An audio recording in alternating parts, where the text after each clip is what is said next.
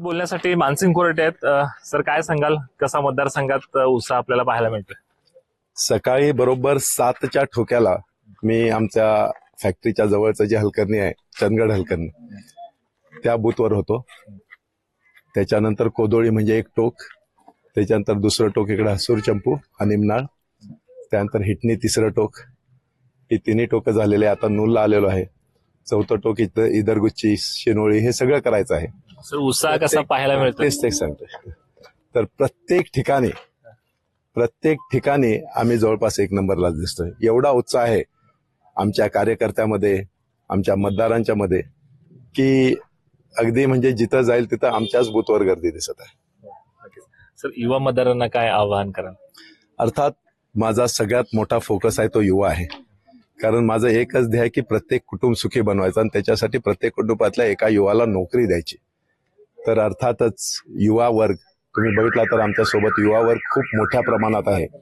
आणि युवा वर्गासाठी जी काही गरज आहे त्यांची आजची, एकंदरीत रोजगार असेल किंवा छोटा मोठा उद्योगधंदा असेल, तो 100% पूर्ण करण्याचा माझा मानस आहे, माझी इच्छा आहे आणि मी तो करणार. कार्यकर्ते काय म्हणतात सर? कार्यकर्त्यांचा उत्साह कसा? कारण गेले महिनाभर ते सातत्याने कार्यकर्त्यांच्या आज मला जवळजवळ 350 गावं फिरायचे आहेत, पण ते शक्य नाही मला माहित आहे. पण जास्तीत जास्त गावं फिरायचे आहेत म्हणून मी शक्यतो एखाद्या बूथवर जातो तर तिथल्या कार्यकर्त्या मध्ये इतका उत्साह आहे. आता आमचे देसाई साहेबच घ्या, ते एका बूथवर गेल्यावर म्हटलं मी आता जातो पुढच्या गावात जायचं, तर नाही दुसऱ्या बूथवर चला, तिसऱ्या बूथवर चला, चौथ्या बूथवर चला. हा एवढा उत्साह त्यांच्यात ओसंडून वाहत आहे, कारण त्यांना प्रत्येक बूथवर जी गर्दी दिसत आहे त्यामुळे त्यांचा उत्साह जो ओसंडून वाहत आहे, त्यामुळे आम्हाला पण उत्साह आलेला आहे. सर आकडेवारी समोर येते 22.5% असं काहीतरी सध्या आतापर्यंत आली आहे. तर जे अजून बाहेर पडले नाहीत त्यांना काय सांगाल मतदानासाठी? मी सर्व मतदारांना आवाहन करतो की लवकरात लवकर सर्वांनी मतदानासाठी बाहेर पडावं आणि जास्तीत जास्त टक्के मतदान व्हावं. हा तुमचा अधिकार आहे. कारण पुढच्या 5 वर्षासाठीचं भवितव्य तुम्ही मतपेटीत बंद करणार आहात.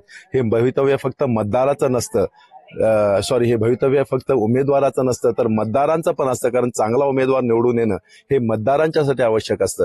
तेव्हा मी पुन्हा एकदा आवाहन करेन की बाहेर पडा, मतदान करा, प्रत्येकानं मतदान करा. शुभेच्छा तुमच्या करण्यासाठी. तर हे होते मानसिंग कोरटे सर. त्यांनी सांगितलं की मोठ्या संख्येने युवा मतदारसंघाने सर्वांनी बाहेर पडा, मतदान करा आणि आपला हक्क हा बजावा. तुर्तास इथेच थांबतोय. कॅमेरा पर्सन निलेश मोरेसह विजय निंबाळकर, तरुण भारत न्यूज, गडिंग्लज.